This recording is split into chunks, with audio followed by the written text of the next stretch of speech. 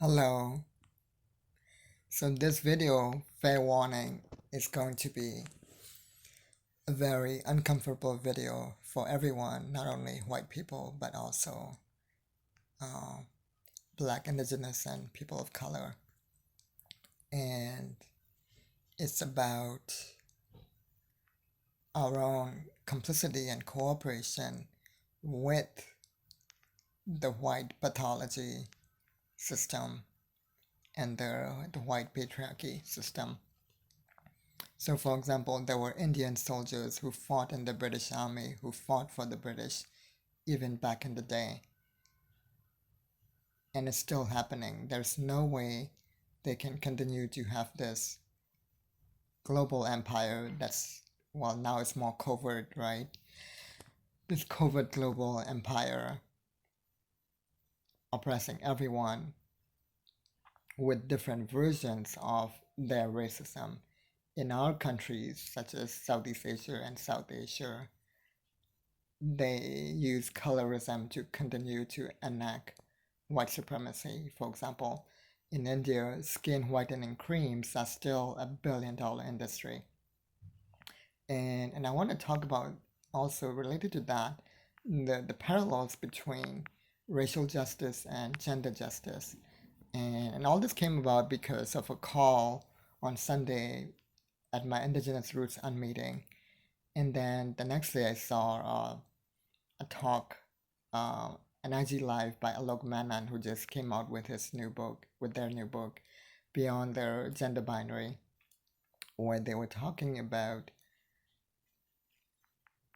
how every time an oppressed group gains some sort of so-called legitimacy within the larger white society, they end up oppressing groups that are even more oppressed than them. And he calls it a transferring of legitimacy. I prefer to call it a hierarchy of legitimacy. So, for example, we have homosexuals who are against bisexuals, who accuse us of being confused when I'm not confused at all. And then there are bisexuals who are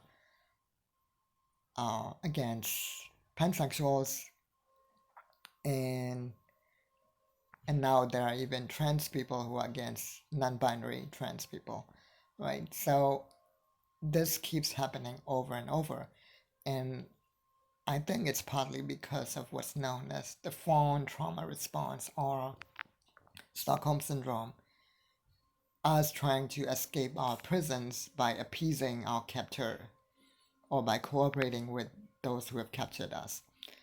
And a prison doesn't always need to have walls. We're living in a prison without walls. That's important to understand. And so there are four types of trauma responses.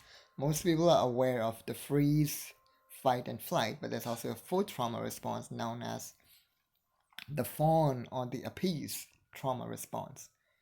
And part of how that works is with our own spiritual belief systems, which is why that is such a focus for me, why I keep critiquing so-called New Ageism that a lot of Black and Indigenous anti-racism educators, including me, now call it whitewash spirituality or just white spirituality, which is just colonial Christianity in a new bottle mixed with a lot of cultural appropriation of many different cultures.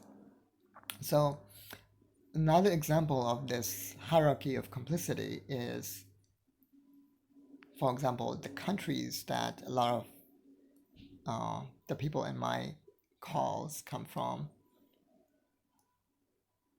are the countries that have been destabilized by colonialism and the covert American empire and the covert Western empire to this day. Countries like Nigeria, China, Uganda, even Burma, which is where I'm from. And in these countries, it is obvious that the system is corrupt. And so if you are not well off in these countries, or if you don't have so-called success, then people understand. They're like, oh, you don't have the right connections, or the system's corrupt. And that's why we want to send you to places like Canada and the United States and UK and Australia and what's now known as New Zealand, etc. Thinking because the marketing is so good, they're like, oh, we'll send you to these places which are not corrupt, which is a totally false thing. These places are just as corrupt, even more, and they're racist on top of it, right? And so, but because the marketing is so good, because of the foreign trauma response, when we report back to our families there, they don't believe us. They think we're just giving them an excuse that or that we're being lazy or entitled, which is, by the way, what white people also accuse us of when we don't, when we're not as well off as them, which is a form of gaslighting us. And we take on that gaslighting and make it internalized as well. Well, sometimes some of us, in fact, many of us, believe that if we think positive, if only we focus on the solution instead of the problem, if only we stop talking about the problem, that we'll have success too. We'll have a lot of money, that, or at least we'll have just enough safety and security and peace. And all of this is part of the foreign trauma response. All of this is how the system keeps us complicit. And so those are the parallels between the racial justice and gender justice. And this hierarchy exists even between countries. So, for example, one of the participants pointed out that Drake and Justin Bieber didn't have much success in Canada until the United States recognized them. So there's a hierarchy even between the colonial powers. It's really important to, even though it's very uncomfortable to wake up to this, please realize how we ourselves are complicit in this and stop being complicit in these systems. And I know that's very uncomfortable to realize, almost as uncomfortable as so-called white fragility too, especially if you in some ways have some form of benefit or privilege from these systems, say if you have light skin privilege like me, for example, so etc. Just just be aware of those as well. All right, thank you so much. Have a great day. Bye.